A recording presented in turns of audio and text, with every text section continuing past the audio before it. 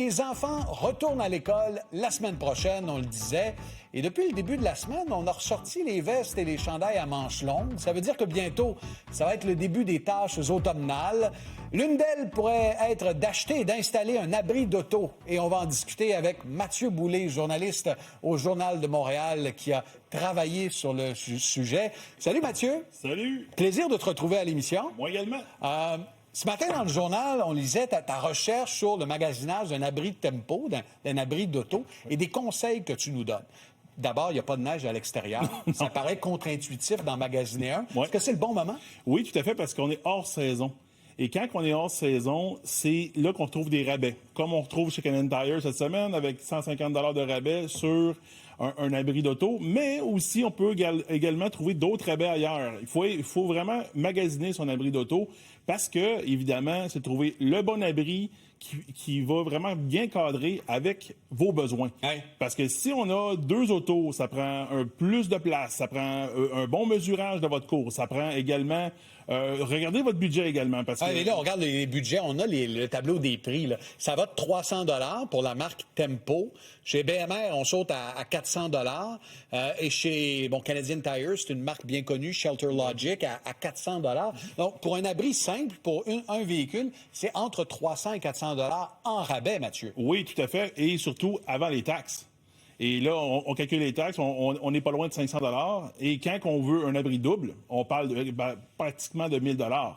Et si on veut de la qualité, on doit payer encore plus cher. Et il y a différentes qualités. Oui, tout à fait. En termes de grosseur d'armature, l'armature plus épaisse, les poteaux plus épais, l'épaisseur également de l'abri ou aussi la toile, c'est vraiment important parce que plus elle est épaisse, plus elle est résistante aux intempéries.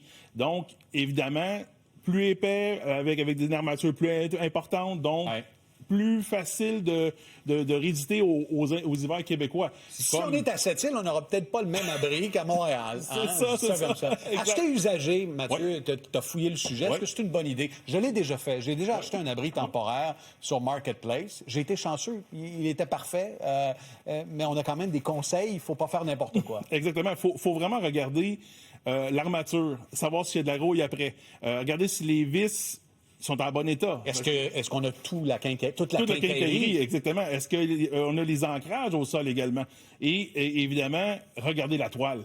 La toile, des fois, on se la vend pas trop cher, mais là, ça prend des drapeaux rouges, là, parce que si on a une toile pas assez épaisse, avec les hivers qu'on a présentement, avec de l'eau, de la neige, du verglas, ça peut très bien que ça va mal virer. Là. Vous allez avoir une mauvaise surprise en bout de ligne, puis ça peut également briser votre auto si la toile cède sous les intempéries. Là. Il ne faut pas le déneiger, l'abri temporaire de l'intérieur. Il faut Non. toujours le faire de l'extérieur. Certains l'apprennent malheureusement à leurs dépens. Oui. Il y a la possibilité de louer aussi. Et puis ça, on a vu ça se développer au cours des dernières années avec une question en tête. Est-ce que ça vaut le coup?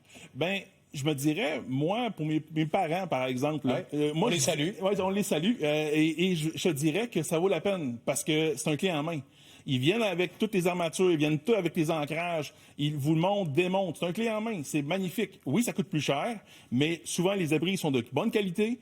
Et également, il faut penser que tu as besoin de forcer comme un forçat pour monter, démonter, parce que c'est un art, monter puis démonter un abri tempo, comme tu le sais.